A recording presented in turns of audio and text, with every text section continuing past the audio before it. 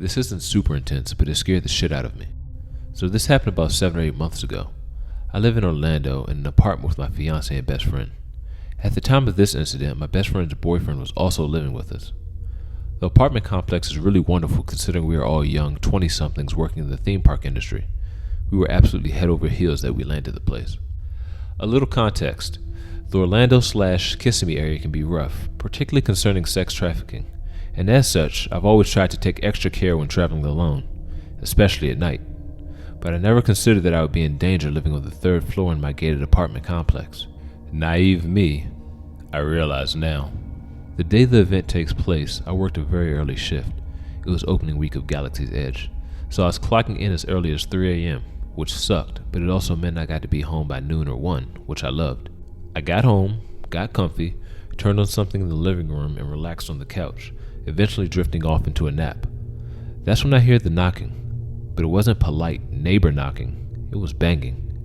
It was so loud at first that even though it jolted me out of sleep, I thought maybe I had dreamed it. But after maybe a minute or so, another series of loud bangs. The ferocity of the knocks had me scared shitless already, but reasoning I'm a big girl, I went to my front door to look through my peephole and saw a man I had never seen before there, looking right into it. That was enough to convince me to go get my roommates for some backup. They were in their bedroom with the door closed and fans and music on high. I think they were trying to cover the noise of some activities they maybe didn't want me to hear. It was a little awkward, but I knew the situation wasn't something to mess around with. They come out, and we ask him what he wants through the door. He simply replies, "I need you to step outside." So we ask again, what is it he wants? Again, just insisting we step outside to talk. Won't tell us why or who he is, just that we need to open the door. This goes on for a few minutes. Getting more anxious and frustrated, I called 911 and informed him that I was. He went downstairs fast but still didn't leave. Instead, he was peering up into our apartment complex through the window. We have big windows. The police get there and he tells them he wanted to speak to us because we were shining lights from our apartment into his, which was on the 1st floor across the street. Mind you, up until this day I had never seen him or even knew he lived there, and never saw him again. The cops tell us they don't buy it at all, but there's nothing they can do besides tell us to be safe and call again if he continues to interact with us. They give him a warning not to trespass again and leave. When I tell you that night we went to Walmart and got all kinds of things for the apartment, bats, machetes, pepper spray, we must have looked insane. I didn't walk down to my car alone for a month and kept the bat with me all the time. Time passed, no sign of him. I don't know if he actually lived there or not. I'm not sure what this man wanted with me or my roommates, but I'm glad I never found out. So if you're reading this, Mr. Scary Neighbor Man, let's not meet.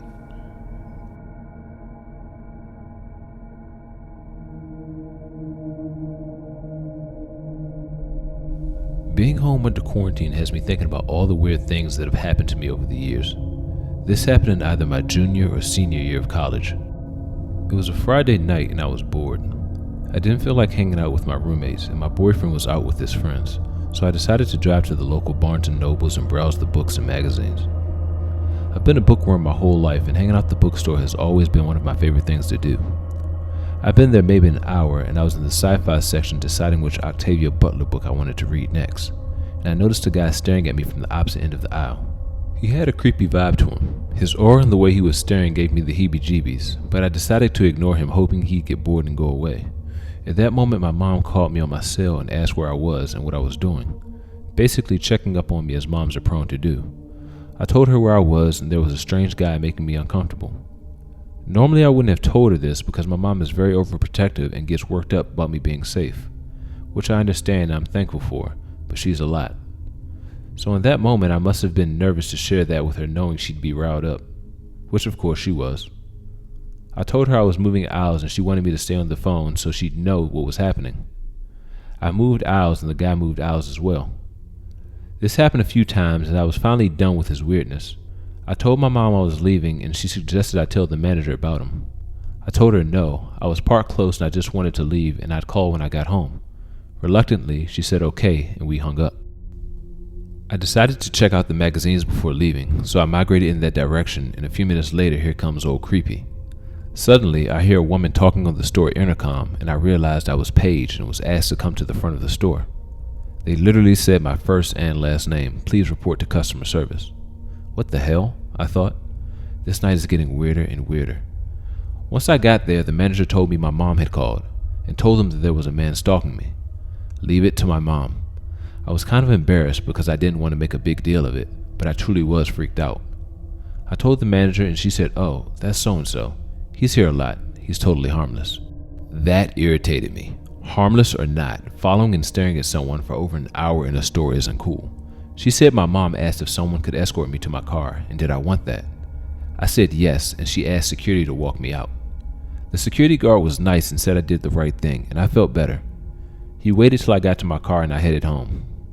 Of course, my mom called to make sure I made it home safely and gave me a lecture about speaking up when I'm in a situation like that. Fast forward to the next day, I had been out somewhere and was heading home just as it was getting dark.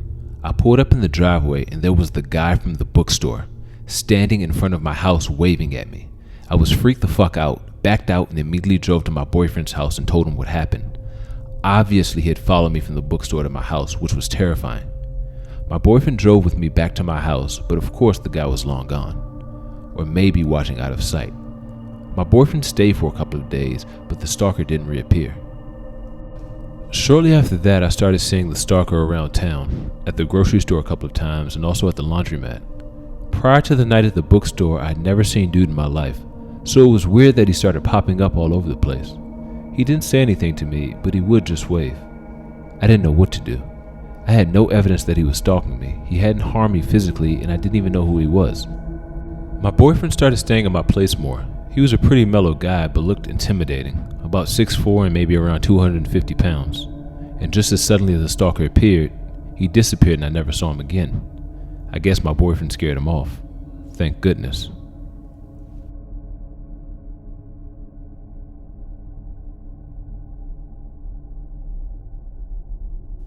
This past New Year's was mine and my boyfriend's 4-year anniversary.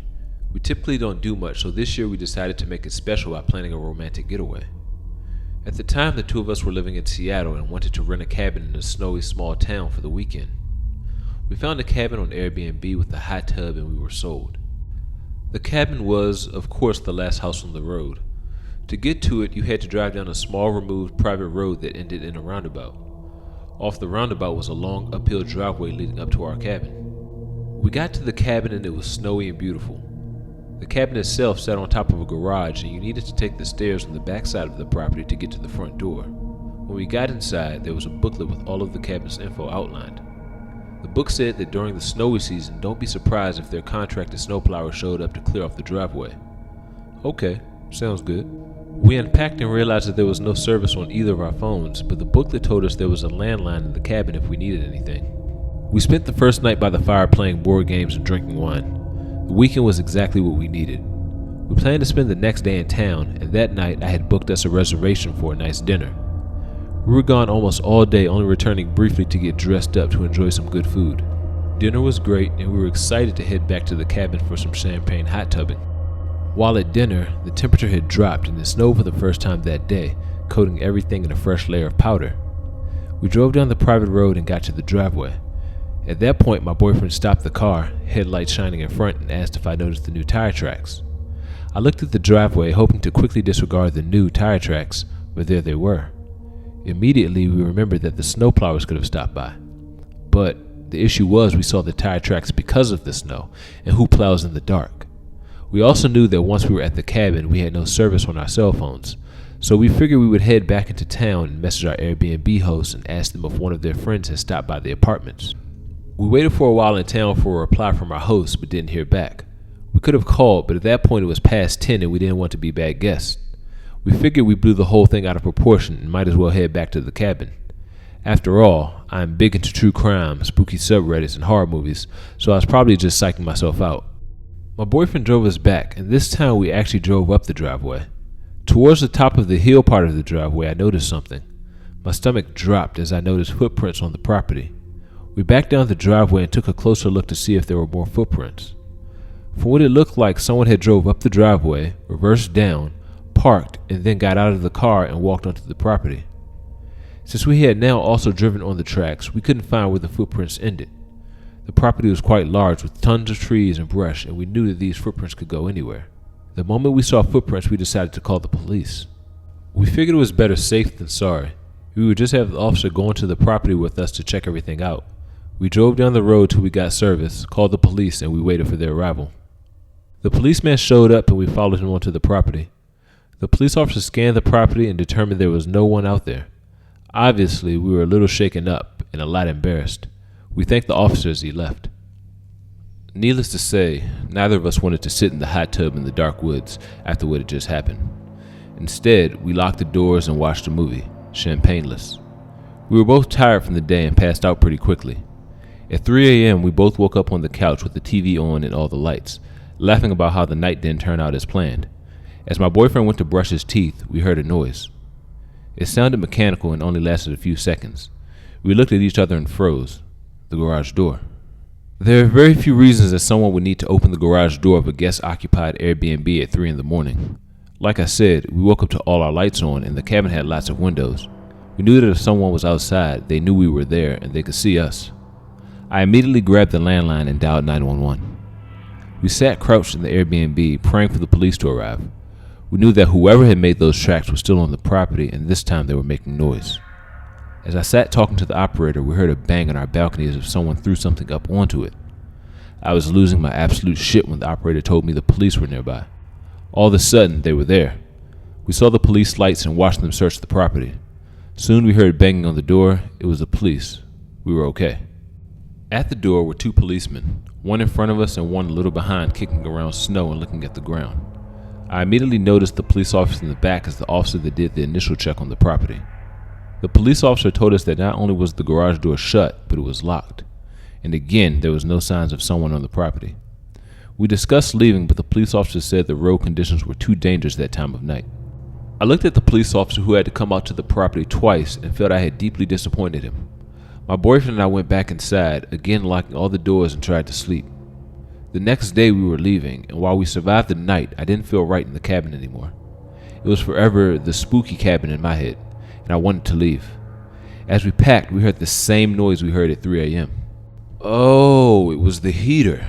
A heater that sounds just like a garage that lasts the same duration.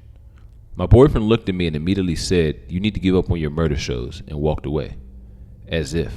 As for the banging on the balcony, it was just the perfectly timed fall of a pine cone. I promise I'm not paranoid. I think back on this story a lot and am embarrassed about how little came of it, but am also incredibly grateful for the same reason. But whoever drove onto the property and walked around, thank you for triggering all of my nightmares. Please stay home and let's not meet.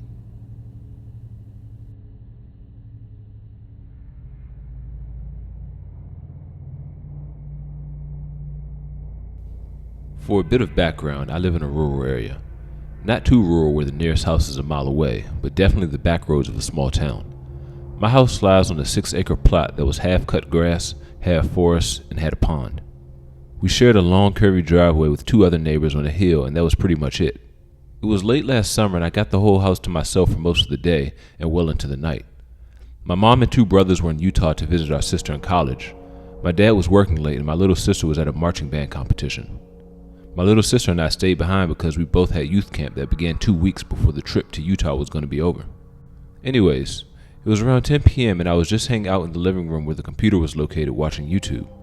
Our living room had a sliding door that opened to a deck and then to a massive yard, so I could see the road that went beyond our house faintly if I turned on the back light. I started to get hungry and so I got up from the living room and walked to the kitchen to grab a snack. The kitchen had a few windows so I could look out on the front lawn and driveway. I peeked out because I was bored and saw a black truck drive by on the road at the bottom of the hill slowly, which was strange considering I've only seen people speed down it pushing 70 miles per hour. It's the back roads, no cops ever come by. I just kind of shrugged it off and went back to watching YouTube in the living room, but my ass kept drifting out to the road behind our house where I kept seeing the black truck. I would have thought nothing of it, but that street was a dead end, so a truck driving up and down it at 10 p.m. was a little weird. I was getting pretty tired and went upstairs to my bedroom, which also had a pretty good view of the back road, but dark. I don't remember what time it was when I heard an engine rev at what seemed to be out on the shared driveway. I kind of bolted up being the paranoid person I was and assumed the worst. Quite frankly, I think it was my paranoia that saved me because I crept down the stairs to get a look to smooth myself and prove that nothing was there. But looking out the kitchen window, I saw the black truck and part of the driveway. Headlights off and faint shadows of two guys climbing out. Freaking out, I paced a bit trying to think, but nothing more came to mind than to grab a knife and hide. So that's what I did.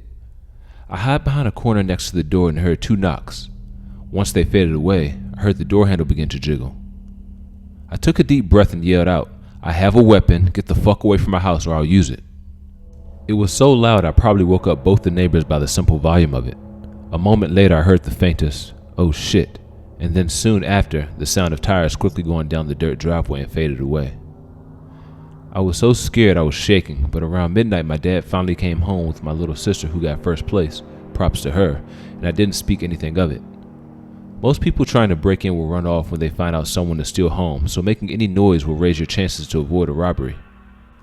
If I wasn't so paranoid that I had to go check to calm myself, I would have been in great danger, kidnapped, raped, or killed. I don't know. But I think back to that day once in a while, and I'm probably never going to stay home alone very late ever again. So yeah, back road creepers, let's not meet.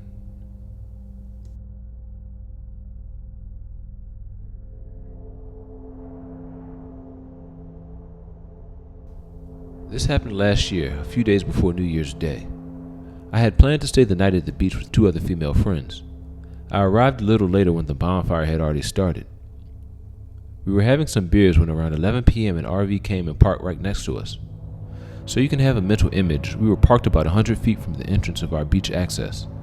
This guy and his family walked right over to the bonfire and asked if they could join us. It was a man, a woman, and two kids. We thought nothing of it and told them sure. Of course, I kept my guard up. I'll spare a lot of details, but later on as the night progressed, this man mentioned how he was from Aruba. I happen to remember a story about an American girl named Natalie Holloway who disappeared while out on vacation with her friends. Thanks to watching a Lifetime movie back in the early 2000s. I mentioned this and instantly the man's shift in energy changed.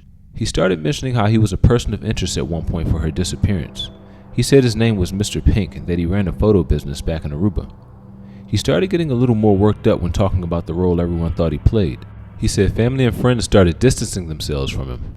Well, the part where I basically said fuck this shit was when he mentioned that even if he had been involved in her murder, he would have already been forgiven by God. Anyways, this guy at one point tried offering my friends and myself the opportunity to share his RV with his wife while he slept somewhere else with the kids. I immediately got a strange vibe considering he had talked about how much he enjoyed photography and filming. The next day, this guy threw a huge party on the beach and it attracted a few hundred people. He wanted it to be his confession party. He admitted to a lot of people his involvement in her case, and I ended up reporting him to my local police department. So crazy guy who might have been involved with a woman's disappearance. Let's not meet again.